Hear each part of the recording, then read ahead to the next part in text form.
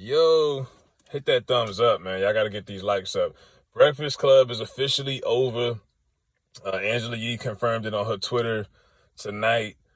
I don't know if they're going to be doing something tomorrow. I'm assuming they got some kind of obligation, at least finish the rest of the damn week. But it's over. Give them their flowers. Before I go criticize them and get into all of that, I'm going to give them their flowers. Didn't they get elected to the Rock and Roll Hall of Fame, the Radio Hall of Fame, something like that?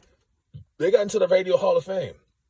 So, for what it's worth, they did their thing. You know what I mean? Like, they were the biggest platform for black entertainment, hip hop, all of that for the last 10 years. That was like the closest thing to like 106 in Park for this era. For kids who, didn't witness that, that's probably like 22 now. They don't really remember that, some of them. But that was like the biggest platform. Things have changed. Everybody's got podcasts now. You got Drink Champs. You got this show, that show. And people outgrow each other. And these people, I think, outgrew each other, and they've outgrown business-wise. I mean, you could tell they don't hang out with each other unless it's business-oriented. The show I thought it was overdue. I thought the show probably should have got wiped out maybe 2 years ago. I'm surprised Breakfast Club survived the pandemic, to be honest. I didn't think they would even survive that. I thought the show was been gonna go because Charlemagne keeps getting these shows. His career's going off. Envy's pretty busy, you know what I'm saying, as it is. And then Angela Yee's she's buying mansions and stuff now. Like, they doing big stuff. You know what I mean? It's like, how much can iHeart, Power 105, how much can they really afford to keep all these three on salary? I was wondering that for some years now. Like, how long? At one point, I was thinking since like maybe 2016, 2017, okay, they're going to wrap this up soon. There's no way they can afford to keep all these people on payroll. But they figured it out somehow, but they all doing their thing. Charlemagne's going like the political route. Envy, him and his wife, the car shows, the retail, all the stuff they do, real estate, the seminars. And Yee, she's got a couple of, I think, coffee shops and stuff. She's lit service. So, it was overdue, in my opinion. Some people would say I'm crazy or I'm hating. Nah, I just think it was, I'd rather end something a year too soon than 2 or 3 years too late.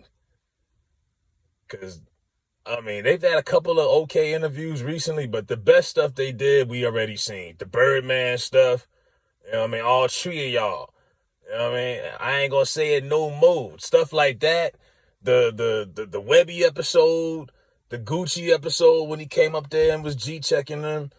Like the classics. Like, it started off with that Ray J thing. When Ray J called up there and threatened Fab and just went crazy. And that was the real viral moment that made Breakfast Club a big show. Because they was just, bubbling in the beginning. They was competing with all the other morning shows. Ricky Smiley, what was it, Ebro in the morning, all these other morning shows. What separated them was that Ray J Fab altercation. Once that blew up, that was it. Breakfast Club became like the thing. And everybody was going there. They was getting all the interviews before anybody first. It was lit. I say they peak was like 2012 to about 2018. It was a great run. But like I say, I would rather end something a year early than 2-3 years late. But they whole vibe just, and I'm not a daily watcher, but I hear it sometimes, and you see the interviews on YouTube or whatever, but it feels like 106 in Park them last 2 years, or that last year AJ and Free was there. Like, sometimes AJ, they were never there together half the time. Like, sometimes AJ be there, but Free ain't been there all week. See, he got another co-host. It might be Tiffany or some other person from some other girl from another show. Or they'll have Free on there, AJ on vacation. It just got kind of weird. And I wasn't really surprised when they came out and was like, yeah, they done.